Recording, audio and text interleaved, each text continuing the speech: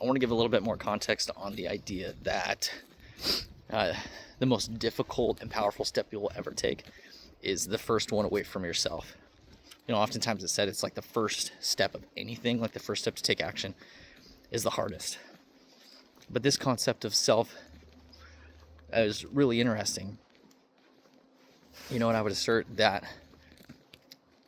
your power is on the other side of who you are. And what I mean by that is we come up with all of these stories, this narrative that makes up who we are. Yet we have a flawed memory. We have a memory that's based in a perspective of the life that we live. That doesn't mean that those events that happened in the exact way that we remember them. In fact, there's this thing that happens, man, I wish I could remember the effect name.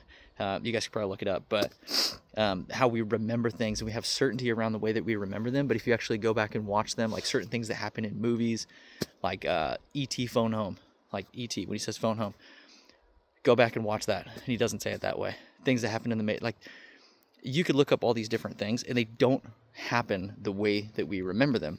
Yet we are convinced that they did. Why? Because it makes up a meaning map of how we understand the world. And so we have that very thing about ourselves. We come up with a compilation of stories that makes up who we are. That is what we have derived as our self.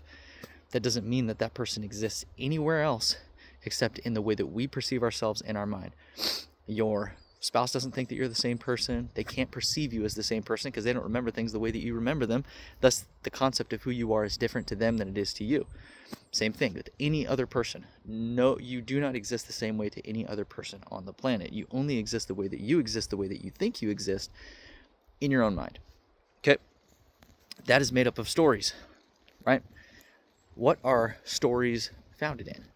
Well, stories are made up of language. The only way that we can understand a story is in our ability to communicate. Communication is language, right? That's how we understand ourselves. And what is language founded in? It's founded in words. We have to have meaning derived from each word to make up a sentence, to make up a story, right? To then make up a narrative, to then make up a self. So who we are is fundamentally founded in words, okay? Now, the crazy thing about this is that when God created the heavens and the earth, he spoke existence into being. He created out of the abyss, out of the well of everything, so to speak. He spoke it into existence. When he spoke, when he used his word, it created order. It created structure. It created it created order. It's the only way I could say that, right? Which then created the earth, which then created everything in it. Everything is held together by the power of his word. Okay? Now, he made a fundamental and orderly way of that word existing. Now, we could get into a lot of other stuff there, but Adam was created by the dust, and he was breathed into the breath of life by God, the Spirit of God. Now, because everything was spoke into existence, everything again is held together by his word. Now, who we are is held together by our word. Isn't that weird? Who we are, the construct of who we are as a person, is held up by our word. Okay, well, where does that word of who we are come from? Where do those stories come from? Well, the only way that I know who I am is because I am in relation to other people. I know who I am in relation to someone else. I know I am not that person. So I know myself in relativity, which means that I am separate from other people, which is the separate version of me that I have created. I know that I am not you, you know that you are not me, right? So that I was founded in separation. I have created a me that exists primarily and survives on its own. Okay? If we look back to the beginning, when Adam and Eve sinned, right? Satan tricked them. tricked Eve, caused her to eat the fruit. She died a death at that point. That death was a separation from God. God was one with them at that point. He walked with them in the cool of the day in the garden, and he fueled them. His spirit fueled them. He empowered them. They then became separate from him when they went outside of his will. They were now they were now bound to death, a physical death. From the dust of the earth you were created, and to the dust of the earth you shall return.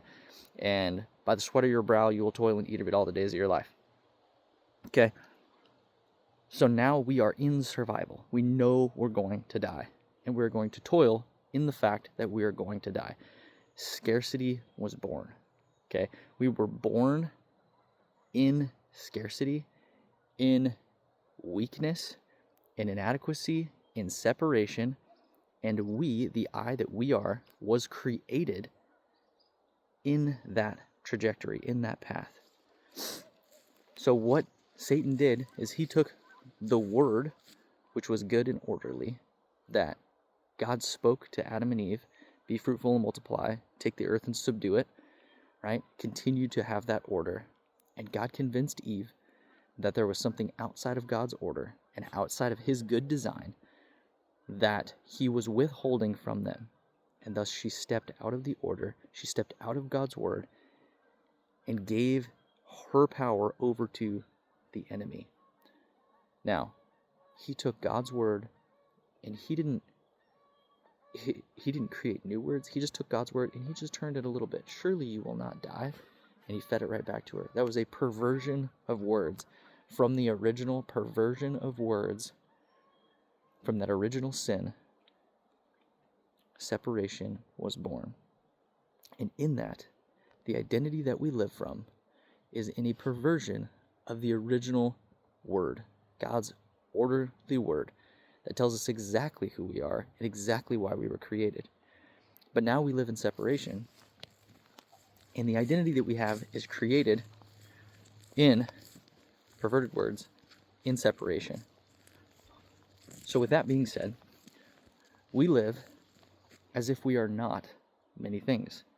We are not powerful. We are not strong. We are not good enough. We are not weak. We are not strong. We are not worthy. We are not beautiful. We don't matter. All of these things that we are not, versus all the things that God says that we are. So the very story that we've created about ourselves, that we live from, and it may not seem that way. It may seem like, oh yeah, no, I totally don't live from there. You know, I work harder than anybody else anybody works. I've got, X, Y, and Z. I got cars. I got money in the bank account. I've got all these things. That's great.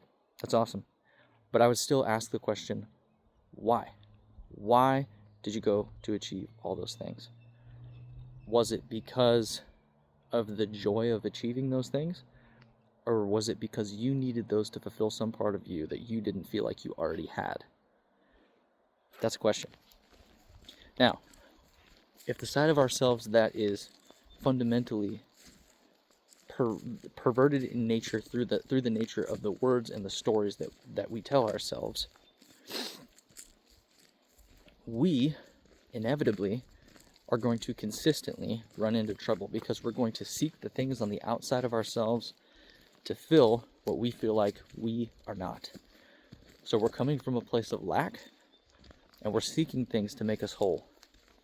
Now, if we're seeking things to make us whole, again, we're invariably saying that we do not, nor are we, that very thing that we are seeking.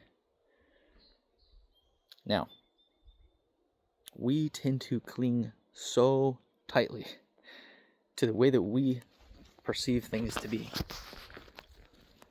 that we think that we know the way to do things, or the way to get the things that we need.